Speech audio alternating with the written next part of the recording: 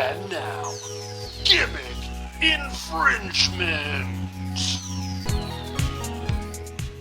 Welcome, everybody, to the Gimmick Infringement Podcast. I am Brad Winchester, and with me, as always, is my tag team partner, Tyler McDowell Blank. And Tyler, it is Sunday evening. It's still really hot in the desert, but the nighttime and the morning are so nice. How you doing today? I couldn't agree more. I'm great, Brad. Everything you said, loaded episode of Gimmick Infringement. We're going to talk Bad Blood and the ramifications following the show. It's a big week for AEW. WrestleDream is this Saturday. You and I have thoughts that must be shared about the Golden Bachelorette. Yes. We're gonna talk 19 Media Group. Brad, we're actually dropping a second episode this week. Yes, sir. That is right. On Thursday, you are going to hear our special conversation with Warren Shaw, co-founder of 19 Media Group. We're going to be discussing the Mr. McMahon docuseries on Netflix, our takeaways, our lingering questions. It's a big week for GI. I feel great to see you. How are you? I'm good. I'm suppressing a yawn right now. As you said that, I'm like doing that. We have been recording a while. Yeah, I know you're invested in everything I'm saying. We have been recording a while, though, so I don't begrudge you at all. 100%. Yeah, it's just, that's what everybody needs to see, the inside of my face hole. I'm good. Yeah, we have a lot. We've been doing a lot, man. Like we've been doing a lot. We were reflecting on the year. We have an anniversary coming up here. That makes it sound away, but we do have a GI anniversary, I should say, coming up here, and really excited about that, and having one of 19 Media Group's founding fathers, as it were, on with us to talk about the Vince McMahon doc, the Mr. McMahon doc. Was really, really fun. There's a lot of cool things going on for GI, a lot of really exciting things in the future, but we're also part of a great media group, 19 Media Group. We should talk about it. So let's get into it, Tyler. It's time for the state of 19 Media Group. Let's play the music. Late breaking news from the world of 19 Media.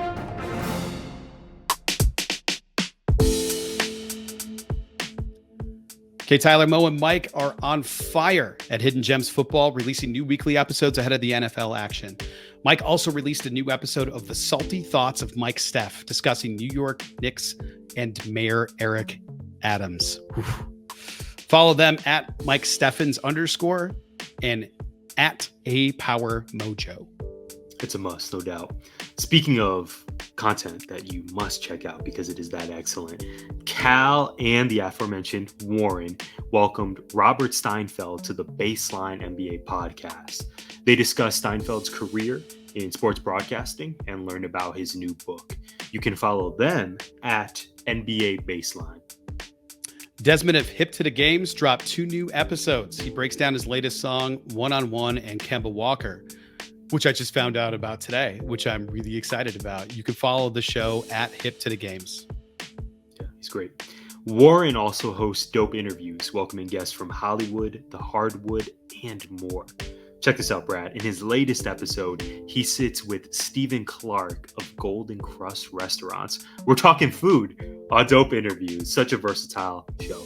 Tune in and follow Dope Interviews at dope_interviews. Gerald of Heavy in the Paint welcomed Steeler great Will Allen to discuss his NFL career and the new Big Ten, which is, I'm confused by all these numbers. It's 1, 2, 3, no, not 10. You can follow Gerald at Gerald Bliss, BLSS. Wonderful. Brad, we're going to get right into it. It is time for our WWE talk. I think we got to begin with discussing Bad Blood. Yeah, 100%. that might be the whole segment. Before we do that, though, I knew I had a note. Before we do that, 2 standouts for me from SmackDown. Got to give them their flowers. Michin, super fun dumpster match with Chelsea Green. Got to give a shout out to Chelsea Green as well. I know you put this online. Mm-hmm. Fantastic match, super fun. Michin, I know we'll talk about her during our end of the year episode in a few months. Michin's had a really great year and seems to be doing really well and is just killing it everywhere, as is Chelsea Green. Yep. My other SmackDown standout, Brad, this is no surprise to long-term or even short-term fans of ours. Montez Ford delivered once again. Main event of SmackDown, the three-way ladder match. Of course, the Bloodline retained. They defeated DIY and the Street Profits. But this was another standout performance from Montez Ford. He was doing all of the Montez spots around, and we'll talk about this probably in a little bit, our continued conversation and what we're hearing around the criticism of WWE involving the lack of Black male superstars being pushed, particularly in the main event scene or being featured on PLEs. This might be a hot take. I think heading into 2025, we're going to have a Kofi Mania-esque rise for Montez Ford. I think 2025 is the time. The guy is simply too gifted to not have this spot. Mm-hmm. Mm-hmm. More on that, I'm sure, during a later episode. But let's get to Bad Blood. From Atlanta, I'll just run down the card, and then I want to pass it to you to hear all of your thoughts. 5 matches. CM Punk defeated Drew McIntyre in Hell in a Cell. We also had, I have this out of order, forgive me. Or maybe not. Nia Jax defeated Bayley. Tiffany Stratton also made an appearance. Teased the cash in, but of course did not. Damian Priest defeated Finn Balor. We got the Crown Jewel announcement. I can't wait for your commentary on that. You know I have mixed feelings, to say the least. But Gunther appeared. He got into a face-off of sorts with Goldberg. Sami Zayn came out. Sticking with the card, though, Liv Morgan defeated Rhea Ripley. Raquel Rodriguez is back. And Cody and Roman, they did it. They defeated the Bloodline. The Rock made an appearance to close the show. He put up 3 fingers. He did the kind of death sign that bad things are coming for Cody Roman and probably the returning Jimmy Uso. So, Brad, however you want to take this, my friend, if you want to go match by match, if you want to kind of highlight your biggest feelings following the show, of course, we want to know, what are your takeaways from Bad Blood and Hotlanta? Speaking with the Black talent at the top of the card, we were talking off air that, post show press conference happens, and Triple H says he doesn't see color, which is not awesome. It's pretty bad blood, but now we got Bad Blood, Triple H. But we also have commentary online like, no, he should be booking Black talent for the pay-per-view. It's in Atlanta, put them out in front of the card, but it's like, it's Bad Blood. The build, all of the matches on this card made complete sense. Like, they all had to be there, right? Like CM Punk, Drew McIntyre, Hell in a Cell, 100% earned that spot. Could have been the main event if Could have been the Cody main and event. Roman weren't ready. Rhea and Liv, obviously that needs to be there. The only one of the night, because Priest and Finn, that made all the sense in the world. And then the Bloodline battle for the Bloodline, which is weird because Cody's also there, was 100%. It made sense to have them there. Nia Jax and Bayley didn't really make sense for the card. It was just sort of like a normal match on Bad Blood, which fine. If anything, the worst thing in the world. If anything, Tiffany and Nia are the ones that have the rivalry here. Yes, that could have easily been the Michin and Chelsea Green match. Would have made a ton of sense on that card for a dumpster match. Like that makes more sense to me than Nia and Bayley. They were just, rivals, not really Bad Blood. This Chelsea Green thing was Bad Blood. Like, it ended with her getting thrown into a dumpster. Well done by the production team for making it the most disgusting dumpster match ending ever, by the way. Yeah, she pops out. Oh, so gross. Vile. Well done. What did you think? I know we just briefly mentioned this on the last episode. What did you think of Bianca Belair, Jade Cargill, and Naomi being added as the host? Would you surmise that was kind of a way to assuage some of the concerns about talent being featured on the card? Obviously, the criticism's been centered around Black men, not Black women. But what did you think of them being added? Were you just happy to see them? Did you feel a way about, they're only given the hosts spot? I'm glad they were there. What we talked about before was like, it was great that they were there as the hosts, because they make a lot of sense in Atlanta to be the hosts. If we're going to talk about representation, just being on the show. And I thought that was cool, but yeah, to your point, it would have been great to see them on the card. We'll come back to that in a second. It probably was partially to assuage that. It's also because, like, as far as your women stars go, the ones that weren't in the ring wrestling right now, those are the three, right? Those are the three biggest stars. And it's hard to separate them out since they've tagged together, they've teamed together, they've done all of those things together. It's really hard to say that they shouldn't be grouped together. You know, thinking back on it, WrestleMania was hosted by a group similar to them at one point. Yeah. Referring to the New Day. Exactly. I'm thinking of when the Hardy Boys returned. Exactly. Yeah, so if you want to look at it that route, this is the part that I think people found more egregious. It's not that there weren't a lot of black men on the card. It's there weren't a lot of black people on the card at all. Until the Rock showed up. That was about it. That's kind of it. And he didn't get engaged. So he was as engaged in everything as our hosts, our awesome hosts. But it's not like they weren't doing things, you know, it's not like there were no people of color represented. It's just the black male talent, especially because there weren't any on the card. I can't even remember in the backstage segment if that happened, but because I just forgot. I probably got up to go get a drink or pee or something. Right. And that's what's so interesting, Brad, if I may interject. It's too late because I have. But over. Yeah. Embrace the mess. Metro Boomin had arguably the biggest spotlight on this card above any talent in this regard. He was featured in the really, really fantastic opener for the show. I know I reached out to you and said, "Oh, this rules. It was so good. Yeah, they should do this every pay-per-view." Yes, the Metro Boomin scouting out the arena with Cody, that was all hilarious. Then, that was great. Yeah, them following through on it. That was fantastic. And we did. This show was so interesting because they did a really strong job of including legends. You and I were talking about Miss Jackie. Jackie was featured. We saw Scott Steiner. We saw Tully Blanchard, Arn Anderson. I mentioned Goldberg, DDP. This show was really unique. I don't think we've seen a show quite like Bad Blood in terms of the production and the different elements of it. Loved it so far this year. This was really well executed, just in terms of, like you said, the rivalries matching the theme of the card, how legends were infused. WWE is continuing to do a very savvy job of marketing and developing partnerships with different companies. I learned of Saucy Nugs for the first time. Yeah.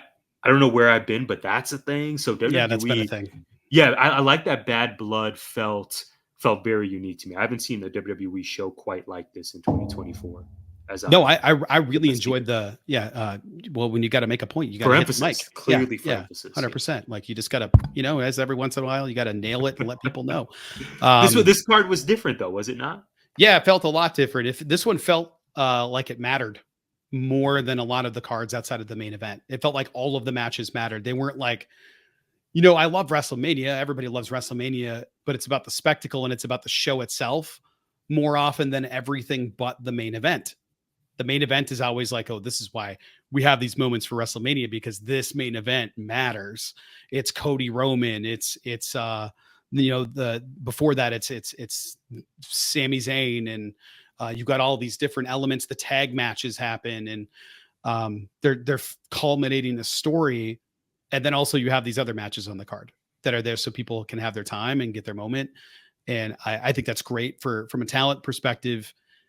It's the equivalent of all those bowl games that nobody cares about, so that they get to go to a bowl game, right? Like it's like, so Tulane can have their moment in the sun while the rest of the good teams are playing for a championship. You get like Central Michigan University in the Starbucks coffee bowl that 1,800 people will watch in and around the arena. Like nobody really cares, but it's cool that they get to do it, and hopefully it's entertaining. And the talent always shows out. It's just, that's when WW feels a little bit like an AEW match or an AEW card for a pay-per-view, where it's like, this is going to rule. There's hardly any story other than I'm better than you. And that should be fine, but it's not what we've come to expect. And that's what makes WWE better in a lot of production elements, because they're better at storytelling. I like AEW's wrestling usually more than I like WWE's. I just do. But the storytelling that they've done for this card has been amazing. Almost everything there was like, I can't wait to see what happens here, because they've been building this forever. That Rhea Liv match was what, like 5 months, 4 months, 3 months, something in the making. That was a payoff. I popped for Dom hanging out of the shark cage and getting whipped with the kendo stick. That was awesome. My big gripe from this show, I'll come back to that in a second. Actually, I want to go all the way back to the not having the representation on the card. Easy for me to say. This was not a let's put black talent on the card to appease the masses. This was a no, like the build all made sense. Everybody needed to be there. The problem is that the build was bad. This was not a booking problem. It was a building problem. Had they wanted to build toward representation on Bad Blood to be in Atlanta, you would have had a segment where it's like Grayson Waller and Austin Theory in his hometown for the Street Profits to come out and interrupt it. That would have been an unbelievable reaction. You have it's kind of the perfect setup for that moment in that city for this event. I think it could have been awesome, but we didn't get that. We got the Street Profits the night before, which was great.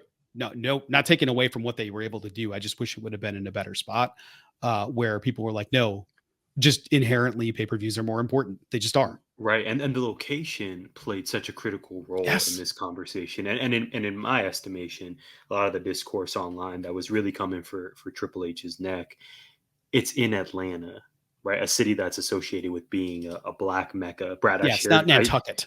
No, it is not. No. I shared with you that I have been to Atlanta 2 times actually, and it did not disappoint either visit. So if this were in Rhode Island, different story, but it's in Delaware. The Delaware Coliseum. Shout out to our Delaware viewers and fans.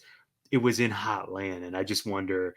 It was just kind of that. I don't want to say a perfect store, but the fact that it was in this just city that's so associated with the culture, and the fact that you had Lil Baby, Metro Boomin, etc., but we didn't see any faces on the actual match cards. I'm just holding out hope that this will all be rectified when Carmelo continues to do great, when Montez Ford becomes world champion in 2025.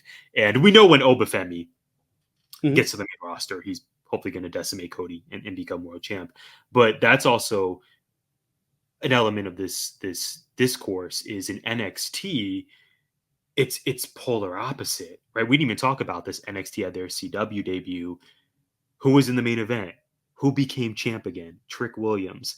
Earlier on the show, you have Obafemi, who's the North American champ. Kehlani Jordan is the women's champ. So it's also, because there is such that contrast, NXT versus WWE, I think that also has contributed to the passion that we're seeing online, because NXT, primarily champions of color. Roxanne Perez is women's champ. Yeah. Main roster, you have these amazingly talented folks, but the diversity isn't quite matching at this point. I think it'll be rectified, but this is going back to maybe minute 6 of the pod.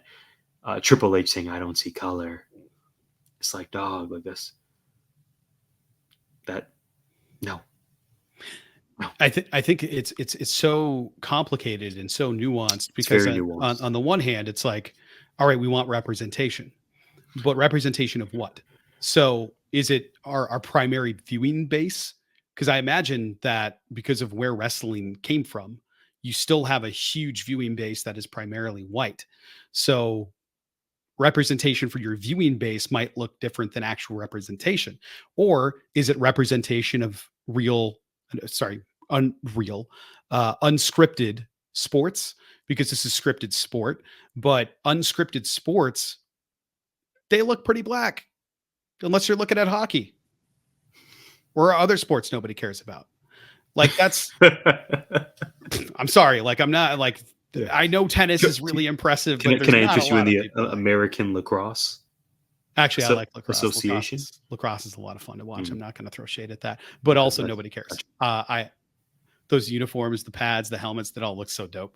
But it's it tends to be the sports that require money and access tend to be pretty white. And there's a reason for that. And that's why representation matters. And it's so nuanced. So if you're like, I'm going to turn on an NBA game or watch the NFL, you're not going to be like, yeah, there's a lot of just all white people out there. It's not the Euro. It's not like it's more complicated than that. And I think finding that balance seems amazingly difficult, if not impossible. If you're Triple H, if you're Paul Levesque, like how do you figure out what is appropriate? Because on the flip side for NXT, you now have a new champ in Trick, but it's, it was Ethan Page for a while. And who else is on that roster that you would want to put in any of those spots over who's in them right now? And I mean, Kaylani, you could make an argument for almost everybody on the roster being almost at that same level. I would not be mad at Solruka. I would not be mad. There's so many people. Julia, you got Stephanie Vaquer coming. There's so many people. Cora Jade's back. There's just so many people it could be. But having that representation right now, I'm not mad at any of it because, those are all the people. I would simply leave that belt on Obafemi forever if I had the choice. But it's, you go to the main roster and it's like, well, how have you been booking these folks? To your point, we were talking off air, Montez Ford seems like a home run. But if Montez is doing a singles run, what do you do with Angelo? Do you have him do a singles run? Do you break them up? We know we did it with Kofi in the New Day and Big E in the New Day, but what happened to the New Day while that was happening? What were they doing? The other two did tag matches and just sort of generally came out to support. Right. And I think it was two of them. And I think it was the anniversary of, there were a lot of factors leading into this discourse. I think this was the anniversary of SmackDown's debut on Fox, maybe the 5-year anniversary. I heard when they killed Brock or Brock, the infamous Brock Lesnar dethroning Kofi in less than 10 seconds. Yeah. So that was also at play of a lot of us have that residue of watching that. And the issue certainly was Kofi being squashed in the manner he was that quickly. But it's also the fact that Kofi Kingston has not sniffed the main event title picture since then. Never and even got how abnormal is that?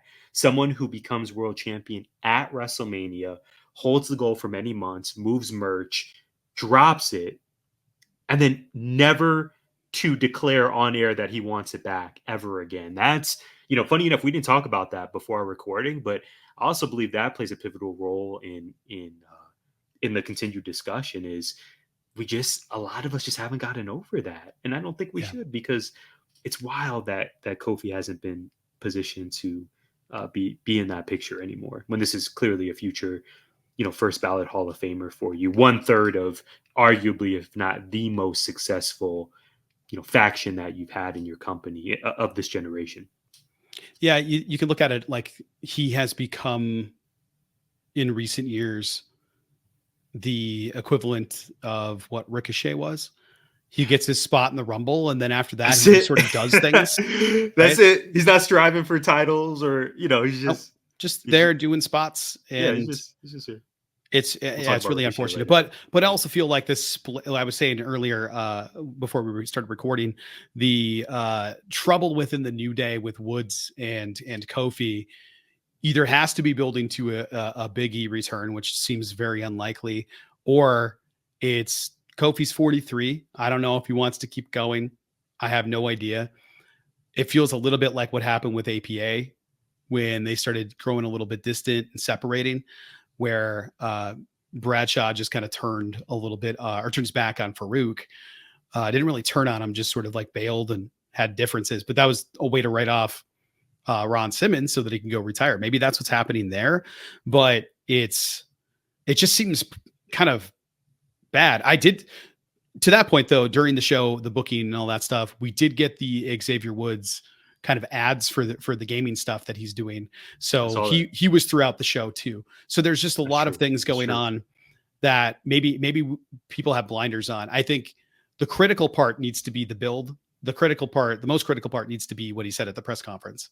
And then after that, it's sort of like, well, if people are questioning it, what kind of trust have you built? And it's also hard to remember that was a different booker. That was Vince, not Triple H, because conversely, we had that debut on Fox where Kofi lost in 10 seconds. Well, we had the debut on the CW where Ethan lost not in 10 seconds, but in a match because, hey, new network, new champ. And I don't know. It just feels like that's the thing to do. It's just how you do it, who you do it with, and when you do it all matter. And again, I don't know how you figure all of this out, Tyler, when you're one guy with a team of writers that has to write for 70 people in 2 or 3 shows a week. Yeah. It seems like a lot. It's a tall task. I have 2 questions for you. Cool. Front or beginning of the show and then end of the show. CM Punk, Drew McIntyre. Mm-hmm. Did the right guy win? Yeah. Okay. The main event, the majority of what we're seeing online now is pertaining obviously to the main event and really post-match. I would love to get your thoughts on how the OTC looked. Clearly, I mean, babyface Roman, the megastar we've wanted this whole time. It was great to see the reception. He looks fantastic. He looked incredible. We shouldn't expect anything less. Cody's entrance may have been my favorite part of the entire Bad Blood experience, Brad. Band. I love. They mic'd them very poorly, but it was great. Seemed like a vibe. I was ready for it. I was not expecting it, but that was great. Again, Roman looked awesome. But the conversation is really now centered around post-match, what has happened. And there's been 2 developments. One we saw on screen, one we did not. Mm-hmm. I alluded to this, Brad. The Rock appeared at the end of the show. Really, if you count the Rock's promo. For sure. Yeah. Thank you. For sure. I'm going to lean to you on this. We had The Rock appearing at the end of the show. Mm-hmm. Great moment. Big pop. We don't know what's to come. We have to tune in. Then following the show, as you mentioned, he cuts a promo for social media. And we find out Kevin Owens hit Cody Rhodes with a 2-piece right to the jaw, effectively turning heel, we would think. Leaving the show, what do you make of the angles that they ran following Bad Blood? The Rock cutting the promo, and then Kevin Owens getting tired of Cody Rhodes' diplomacy. That's how you say that word. Cody Rhodes' diplomacy, and beating him up in the parking lot. What do you make of this? I love the parking lot thing because it was like it was either fan footage or a WWE employee made to look like fan footage. The latter, right? Yeah, I'm sure. Well and done. Everybody reacting, and it was cool. They knew what they were doing. They were showing them arguing with each other for a while. Right. I wonder if it was like, how could you go out there and be with him? How could you go team with him after everything he's done, what he did to me? That's exactly. It's like, well, I did what I had to do. And then KO going like, all right, then you don't care about me. Let me take some swings at you. And who knows what this storyline is? That could be directly related to the thing that The Rock whispered in his ear. Maybe KO found out something and now he's pissed. We don't know. The heel in the situation might be Cody. We don't know yet. I kind of hope that's what happens. I've been longing for a heel Rhodes for a long time. I know you have. That's got to be. It's an interesting wrinkle because he overcame Roman. Roman was the biggest babyface in that match until Jimmy, and then it was Roman again. And then The Rock The Rock is just such an interesting element to this because they're battling over who the tribal chief is. And what if The Rock shows up and goes, "You know it's me, right? I always have been. I'm bigger than you. I've always been more popular than you. You're standing on the foundation I built from your ancestors, from my ancestors." Like, I hope that happens. I hope he takes over, and then it's like, okay, Solo and Roman have to like figure out how to get along and bow to The Rock. I haven't considered that. Well, Brad, we remember, I know it seems like ages ago, but we remember the lead up to WrestleMania. I was at the SmackDown in Glendale over here weeks before the big show. It was very much giving Lil Bro and Big Bro. Yeah. The Rock was the star, and Roman next to him felt, dare I say, a tier below. Yeah. I mean, how can you not? It's The Rock. It's the Rock. You're going to be the tribal chief, but he's the final boss. How is tribal chief above final boss? It's final. Like, make it make sense to me. Like, you can't go in with that name and then just be like, oh no, there's another one after the final boss. It's a final boss. It doesn't make any sense to me to do it like that, but I guess I don't care. I'm still here for it. It was great. I love Rock went to Instagram Live. I did not get to see it live. I saw the recording. Him high-fiving people and saying hi to people in the hallway and doing all that stuff was great. You got to go watch it. I popped like 10 times. I loved when he saw the truck and he's like, look at these stars. Look at all this talent. There he is. The American Dream, Dusty Rhodes. I love that man. I love that man. I hate his son. And then he keeps going. It's just so good. He just keeps going. Yeah, The Rock's got a lot of thoughts, got a lot of feelings. And then he takes a huge pull off a bottle of Terramana and tries to go back into it, but it hit his throat and it did the thing that alcohol does to your throat. Because he was like, and The Rock's, oh, man, that's good stuff. I'm paraphrasing here, so I don't have to bleep it out. But it was just really funny because then he got in his truck and drove away after slamming a bunch of liquor. I'm still waiting for that text, Rock. Please let me know you got home safely. It was a whole thing, but I'm excited to see what happens there because they planted that seed months ago. Since then, Roman lost his spot as tribal chief. Who knows what's going on here? KO attacked Cody. All of this feels related. I'm excited to see what happens next. Now, Tyler, I have more concerns about what happened during the card. So I'm going to ask you this question. You can give me your thoughts after that. I want to get this in. Okay. Opening match. What was the finish? Hell in a Cell. It was fantastic. Drew McIntyre misses the Claymore, hits the edge of the steel steps. Yep. And then CM Punk, GTS Jones, Beads were involved. 1, 2, 3. Beads and a chain around a knee. It was awesome. So good. Great finish. I thought the right guy won. Drew's pretty bulletproof here. And I think all it did is make him look like a bigger star, he fought CM Punk in the opening event in a feud that was going on for like a year. And I thought it was awesome. So really, really excited to see what happens next for both guys. I thought it was great. And then the rest of the show happened. I loved this show. I really, really loved this show. I thought it was apocalyptically stupid that the opening match was the only match on the card without tomfoolery happening with 87,000 run-ins, interference things affecting the outcome of the matches. Can we not just have people win clean? Do we have to have all this happening in the middle of the match? It makes me insane, Tyler. Like, the only one that I'll give is Bloodline, OTC, Jimmy. That's it. The other ones, just stop. Tiffany Stratton running out. You couldn't have waited until the end of the match. You got to do it during the match. Okay, fine. Do it during that. But that means you can't do it during the others women's match. You can't have Raquel come out. You can't have, all of the Judgment Day show up. You can't just, it felt like the Attitude Era. Is what it felt like, except it felt like the build to the Attitude Era matches where the baby faces were constantly being beat up by the heels, losing their matches so that you want to see the baby faces. You want to pay to see the baby faces finally get their revenge. Except it all felt like build to new things instead of, no, this is the payoff. It's called Bad Blood, not good blood that will be bad later. Blood is what it felt like for the rest of the show, except the main event.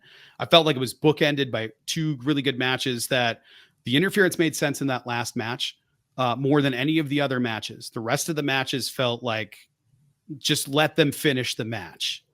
Let this just stop. Tiffany, again, it made sense for Tiffany to set up with Nia to build that distrust, but you could have done it at a different time. And of course the Judgment Day is going to interfere, but we didn't have to. Could have just been the match and then a beatdown afterward. It just felt like we don't know what else to do, so let's have interference. And it just, I don't know. I don't know if maybe I'm overthinking this, maybe I'm wrong here, but there was just a lot of interference, and it could have been different. You're absolutely right. I may shock you. I didn't even notice it because I've become so accustomed to it. I didn't even think once about it until you mentioned it right now, because I've been conditioned to just accept it. And we've called out called out. We've observed in AEW that that's also been a trope that they've relied on is interference and, refs either getting taken out or looking silly. Great ref bump. Their back is turned in that Bailey Nia match. At least we got a good ref bump, but it's just great. become so frequent that, and maybe this is the brilliance of them, or maybe my lack of, but I've just become so accustomed to it that sometimes I don't even notice it now. But you're absolutely right. In 4 of the 5 matches, that played a role. It seemed in the Liv versus Rhea match that conclusion was flubbed quite a bit. It just seemed like there was some miscommunication. Yeah, it was weird. Interference, and then like that one clearly, I think some things went wrong. Yeah. But for the other matches, it was just a lot, and at least in 2 of the 4. Not necessary to have interference during said match. I would argue specifically in Damian versus Finn, right? Judgment Day just jumps again. Damian can take them all out. And Tiffany interfering, like you said, during that match. I didn't think that was necessary. It's a lot, but I've also been conditioned, and sometimes I don't even realize it until you bring it up. It's just too many. Like it's way too many. So here's the thing. All of them are fine. Like it's pretty good storytelling. Yeah, it wasn't offensive. It wasn't offensive by any means. Not all at once, because then it's just like frustrating every single time. And the main event, we knew it was going to be the longest match on the card. Yeah. But it was a little bit slow on my end. But I realized a long time it's Roman, it's Cody. You can take your time, let the crowd build. Drag out the extension of the hand to tag in. Mm-hmm. But when you add interference at the end, but to your point, Brad, like this is the best story in wrestling. Jimmy Uso returned. We're getting payoffs, but just the sheer frequency of interference on the card. Overall, I guess, we both really enjoyed the show. I don't know that it necessarily hindered my enjoyment of Bad Blood. No, not at all. But when you have a podcast and you are reviewing said show, it's something that needs to be addressed for sure. Yeah, it's a criticism, but it's also like I had a lot of fun watching the show. I thought it was great. I walked away going like, that was awesome. I'm excited for Monday. All of those things are still true. I just wish they wouldn't have done so many run-ins. The last WWE thought I have here, it's not related to Bad Blood, and I don't want to save it for what did we miss, because I want to get it out. Tyler, NXT debuted on the CW. We need to talk about it briefly. I've been waiting to ask you. Did it meet your expectations? Visually, yes. I was so pissed off, I turned it off. I was so pissed off about this. Do you remember what happened? I'm sure you have. You have YouTube TV, I think. I do. I get NXT at 5:00 now. Yes, you do. I might have to consider whether or not I have to care about NXT from here on out. That was a flex by me. Yeah, please. Yeah, finally. So there's no way for me to log in anywhere to actually watch this early. It's stupid because I can for everything else. It's like, great, a live sporting event that I can't watch because they don't consider it a sporting event. The hell's happening? So what I got was all of the match, Roxanne pop rocks, Julia gets outside, Julia Northern Lights bomb, 1, 2, 3, 4, 5, 6, commercial break. They recapped the finish of the match after it was over when it came back from commercial break. They were like, and Cora Jade ran in and did all this. I was like, are you kidding me right now? You went, what the hell happened here? That is not okay. None of that is okay. I missed the entire finish of a women's world championship match where it looked like Julia might win this match, to come back to find out there was interference. Shocker in a WWE show. There was interference in the match that cost Julia the match. Didn't even get to see the pin. Didn't see the interference. No idea what happened. Cora Jade just made a return, and it was like an afterthought comment by commentary before the next match rolled in. And I was like, yeah, I'm done. Off. I already knew what happened anyway because I can't watch it live. I was heated. I thought production wise, amazing. The way it looked in the arena, exactly the way I hoped it would look in the arena. It's perfect, except CW sucks balls. So I don't want anything to do with it from here on out. unless they can get me to log in. If you were watching or listening to this rant, I am mad. Help me. And I'm not paying for extra services. Along with promo of the week, which you just so beautifully heard from one Brad Winchester. Another signature segment here on Gimmick Infringement that was really good is a rose from me. I promised you all we have to talk Golden Bachelorette. Let's get into it. And now for a rose from GI's most eligible bachelor. All right.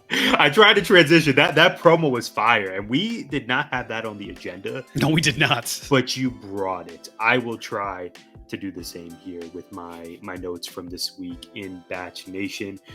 So, Brad, this episode, the hallmarks for me, it began with Pascal's one-on-one with Joan in Las Vegas. His gimmick, everything is wrestling, his gimmick is rich guy, but it seemed like he is a babyface. I don't think he's going to make it to the Final Four, as I predicted heading into the first episode. I think I'm going to be completely wrong on that. But the rich guy gimmick, not nefarious Ted DiBiase. It seems like, no, he may actually be a solid dude, even though I don't believe he has a shot of making it to hometowns. Jonathan, your Jonathan, had a one-on-one horseback riding in the desert with Joan. I don't know if that's the best date, but this date was kind of colored by Joan feeling the weight of being a widow. She mentioned that she was thinking of her late husband and just thinking of some other family issues going on. So clearly Joan is certainly the matriarch of her family. I hope she's able to see this process through and find her man, but they were teasing that it's not going to be an easy road for her.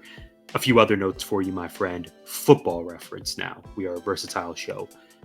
Chalk is Peyton Manning. Have you closed your eyes and listened to Chalk? He sounds 100%. It's incredible. Kind of waiting for him like, to yell Omaha. Omaha kind of looks like an older Peyton, but really, if you close your eyes, I hope those of us tuning in will try this for the next episode. He sounds just like Peyton Manning. Brad, my favorite part of this episode, unquestionably, was the group date in which they played kickball. So my rose this week is for the sport, for the game of kickball. It made me think of my days in PE class, where really, I'm going to turn it over to you in just a moment. PE for many years was my favorite subject because this is where legends were made. When you had your 1 hour of PE class every day, you could have a heroic moment that your classmates would remember for the week. So I have fond memories of playing kickball. The date on Golden Batch was sponsored by Quaker Oats. So like WWE, they're getting that sponsor money. Charles had a heroic moment. He hadn't played kickball before. He kicked it. Gil, the infamous Gil, received more screen time than I was prepared for. And I think it's becoming clear that the two favorites right now are Mark, Kelsey's dad, and Guy, the ER doctor with a perfect cheekbones and such. I think it's going to be a race between those two. I don't know Jonathan's going to make it to the final two, but those two guys are standouts for me at the moment. Brad Winchester, your thoughts on Golden Batch this week or last week, preparing for this week, and what is your favorite PE game or memory? PE game, man. If I go way back, it was that parachute game where you had to like flip the parachute up. You had to run and grab balls. You played that too. Yeah. I think it's a nationwide curriculum requirement for elementary school kids. We used to have, I don't think they do it anymore because like I'm sure thousands of broken fingers happen from this, but we used to have like furniture dolly races where you lay down on like the wooden things with wheels on them that you would like put heavy crap on and roll into your house, and we would just scoot on our bellies. I think I did that a couple times. Yeah, I can just imagine people just breaking their hands now. But we used to play kickball at recess, so we had like not a baseball field, but we had a kickball field out in the back of our elementary school where I grew up, and we played kickball for months until the snow fell. So very fond memories of that. But in PE specifically, it was those other things, thinking elementary school, because otherwise it was like we did an obstacle course for our final in PE in high school. And then on Fridays, we actually went on a field trip. We went bowling. So we would go across the street and down the block a little bit to the bowling alley. Everybody would bowl a game, and then we'd head back for the rest of PE. It was awesome, or for the rest of the day. It was great. I love doing that. And okay, last week, I did not watch last week. I did some recaps. I was not going to sit there for that long after I knew what was happening. That's why I was like, it's how I feel about NXT, because everything is wrestling. I don't want to watch it after I know what happened. I struggled this week with AEW because I knew it was recorded and I saw results and I was like, all right, well, what's my reason for tuning in? Because I'm glad I did, because that lucha match. However, I did watch most of this week's show. I ended up fast forwarding a bunch because I was like, oh my God, get there faster. I can't express to you how much I hate it right now. I have some notes. I wrote, it was too long, way too much emotion. Just depresso, kickball, depresso, roses. I found myself saying, oh, for bleep's sake, a lot. The music is egregious with how bad it is. And I'm so tired that every episode has it's just so hard. I didn't think it'd be this hard. You do the roses. Wow. Really? You've never been here before. You didn't do The Bachelor, and now you're on The Bachelorette. You're week 3, and you're like, oh, I'm just shocked at how difficult this is. Have you ever seen the show? Ever, Joan? Did you turn on your television set before you auditioned to be on the show? Did you pay attention at all last year with Guri? Good Lord. It's just the always doing that with the crappy synth music underneath it. Just always. Right. Yeah, but it's just, the music is just bad. And then it's the cut to, I really hope that she picks me, to, man, I just put a lot into this. I hope I'm going on, to her going, blink, blink. This is difficult. And just do it. I wish I were on this show so I could go, you, the rest can go. Peace. Accept it right now. Get them. If you don't want them, get the hell out. Yeah, we haven't had any really emotional exits yet. No, that's I wonder next how week. Joan's gonna. They already showed it next week. Why would you show that on the trailer? Like, this person's leaving. Right. What? I don't want to watch. I already know what happens. Tyler, I already know what happens. He's leaving. I hope you're more optimistic about AEW WrestleDream. I sure amn't. Should we roll right into it? Let's do it. Okay. Fired up. Let's give them their flowers. Brad may not faster be than Joan. Very high on Joan's season right now, but he may be high on WrestleDream. I don't know this. We haven't discussed this at length, but we will right now. Brad, here's my preamble. WrestleDream is this Saturday. Mm-hmm. Ricochet and Konosuke Takeshita are looking to dethrone Will Ospreay. I am so excited for that match. It might be time for Private Party to finally win gold. They are facing the Bucks. And Jon Moxley aims to defeat Bryan Danielson and become the first 4-time AEW World Champion. Also, all caps in my notes, Shelton Benjamin is all elite. And Kris Statlander has a new direction. She's no longer aligned with Stokely Hathaway and is coming after Mercedes Moné's TBS championship. I'm fired up for Kris. Last week's AEW programming and the subsequent build to WrestleDream have you feeling what? I'm hopeful. Like, I'm excited. I'm excited for the triple threat. That's the match. The end. I just I feel pretty good about it. It's just really confusing right now. I have some thoughts about it, but I want to share it I guess I'll do it now. I'm worried that because there's so many different people that are going to be on this card, and there's so many matches with a lot of background that AEW might also lean on interference in the matches. I think Profits beat the Bucks. I think it's time. Years ago it's time, but now is time. They make a ton of sense It would be a WB. huge moment. Mark Quinn, Saya Cassidy, Private Party. Let's go. I'm not sure about Mox. I feel like Mox might be. I feel like Danielson might beat Mox, and it would make sense because he makes all the sense in the world to do that. Except, it's more complicated than that. Well, more on that in a minute. I could see a lot of titles changing on this card, like a lot, all of them maybe. But we'll see. We'll see what happens. I'm not ready for all of them to move, but I'm excited to see what happens. I am excited for this card. Be interesting to see. I always think about this when we have these things. It'll be interesting to see what the 0 hour looks like. I want to know what's going to be on 0 hour. I also want to know how Adam Cole's going to play into this, because he will. It sounds like he's been backstage and he's either healthy or close to healthy. I want to know if Hobbs makes an appearance, Lashley, and I want to know how MJF plays into all this, because I feel like that's a return place for him. Yeah.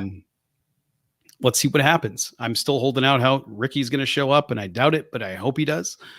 And I'm still holding out hope that there won't be any dumb stuff for the sake of doing stuff happens on this card. So here's a couple of things. Moxley doesn't want to do all of this. This company doesn't belong to you. I don't want to do all of this. Someone's pulling the strings then, right? Like that's what it is. You think I want to do this? You think I want to do these things? It seems like he's an unwitting victim or participant in something. It's confusing, but we also don't really know if MVP is in charge. I think he is. I think the Mox thing is my theory here. Is it the main event? 100%. Okay. Mox wins. I agree. I didn't want to do this. This wasn't my call. I have to answer to a higher power. Okay. Give it to us. They've been teasing all of that, right? Yeah. Like for months, the pictures in the airport, the meeting, all of these things. Yes, they've wanted it to get out. Yes. 100%. It's got to be Shane O'Mac. It has to be Shane McMahon. And it's like, no, it's not the owner here. It's an owner that used to be that was on TBS a long time ago. A former owner on TBS, which would be awesome because it was one day. But ultimately it was from Pasadena and it was WCW. He owned WCW for a minute. Yeah. So maybe it'd be great if he showed up in a turtleneck, but he can't steal. Christian Cage already has the market cornered. Yeah. It's too late for that. And maybe that happens. Maybe Mox wins. Maybe he's beaten to a bloody pulp. Shane McMahon comes out and says all that. Maybe then Christian Cage's music hits. Maybe then he comes in and cashes in. Like, so you're predicting, unlike, because that'd be that tomfoolery I'd like. This is giving me some shades of the Devil storyline. Like there's a mystery here. It's kind of the most important segment on the show, but we don't know what's going on. Looking back on it, Brad, I think you and I would agree it didn't live up to the build in terms of subsequently what happened after World's End. It fell super flat. And granted, there are injuries and other factors. Yeah. But it sucked. And it developed over the course of several months. You're predicting that we get the reveal at the Tacoma Dome. Shane McMahon appears to close WrestleDream. I don't know if I'm predicting that right now. I'm just thinking that's bold. I like it because I don't know who else would it be. You know, like who else? He's the clear favorite choice for sure. Yeah. Who else could it be? Would Tony Khan? Would that be too? Oh, Tony Khan's not too meta, that, though. I think. Yeah, I don't think Tony. It just wouldn't make sense with what you laid out. No, Shane is the heavy favorite for sure. It has to be. Yeah, and we know he's into the combat mixed martial arts style. Yes, that's Moxie's 100%. MO. That's Marina Shafir's MO. 100%. Ostensibly, Shane would know Claudio and Pac already through being in WWE. Yeah, it makes a ton of sense, and I think that's what ends up happening. I would love to see it. I think it would be really cool because I don't know what that means. I don't know what Shane means is he an in-ring talent? Is he just going to? I think he'll wrestle at some point. He'll probably do something insane. Yeah. Coast to coast, jump off a cage. Yeah, totally. I could see him I could see him wrestling Darby or something. For sure. Doing something where they on each other. I love that when Darby. Oh man, right? This is why we're friends. it would seem to me that Darby is being positioned to be the guy to beat Mox at some point in 2025. Kind of the way they set up Orange Cassidy with totally. And a build to that could be Darby versus Shane. I'm here for it. You sold me a ticket. Oh God, I hope that happens. So Ricochet wrestled Vikingo in a tag match in Japan this week, Tyler. The clips, there was a lot of good wrestling in AEW itself. Dynamite was the only live show. Not a big fan of that. However, the live show confirmed the announcement of a new Warner Brothers Discovery deal that does not include Rampage. Okay, now we got to go back in time to Swerve saying we're going to Fox. If that comment's true, is that the landing spot for Rampage? Is it a new property, or do you think it was just flatly wrong and hopefully we get AEW Dark because that door is now open? For sure. That would be cool. I miss Dark. I think Rampage will be, totally my thoughts and speculation, that Rampage will be no longer. I think unfortunately the property's developed a bit of a stink to it. I think it's just been such a non-factor for so long that I'm not saying you can't revitalize it, but in my mind, this would be the perfect time. This being the Fox deal, if such a thing exists, if we are to believe Swerve, and why not? This would be the proper time to introduce the Shockwave property. We saw the reports that AEW Shockwave is a thing. Yeah. To me, that would make all the sense. If you're going to move to a new network, I just think it would be much more of a layup to start with a brand new property. Shockwave inherently is a cool name. It's really fun to say. Maybe it's just a Mikey Ruckus show. Yeah, exactly. In my mind, it would make way more business sense to start with a brand new property versus Rampage. I think TNA Impact found itself this way for a while. Mm-hmm. When you hear Rampage, it doesn't elicit much for even, I would argue, the most ardent AEW fan. I don't know that Rampage really excites folks. There's good work being on there. You and I have talked about that all year. Yeah. But I think you drop Rampage and you start anew with Shockwave on Fox. What say you? Yeah, exactly that. I forgot about Shockwave entirely. I like that the door is opening up for them to be more creative on YouTube now, that rights deal doesn't prevent them from doing the online properties. It gives talent more of a chance to do stuff. And maybe you just start doing house shows again, but the house shows are the AEW Dark shows. That's an avenue to get people engaged on social media. Come to Tucson. Yeah, well, I mean, like, get that Tucson show. Yes, have people engaged in the social media stuff. Yeah. Get people more reps.